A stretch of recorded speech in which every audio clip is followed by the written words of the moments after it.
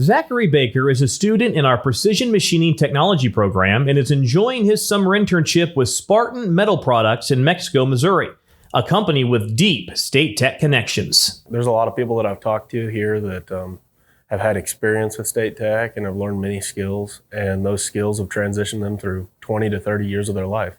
It's helping me get job opportunities. I work at Osage View and I work up in the ARC. And I really enjoy working with you guys, and I enjoy my schedule. It's very flexible. There's a lot to do, and it's a very enjoyable college experience. Zachary is also excited to continue his education this fall on campus as he starts preparing for life after college. There's a lot of shops and stuff that I could have went to that are more production-based. This is more of repairs, fine-tuning, maintenance, but it's really enjoyable because there's so much that I get to do and diversify myself.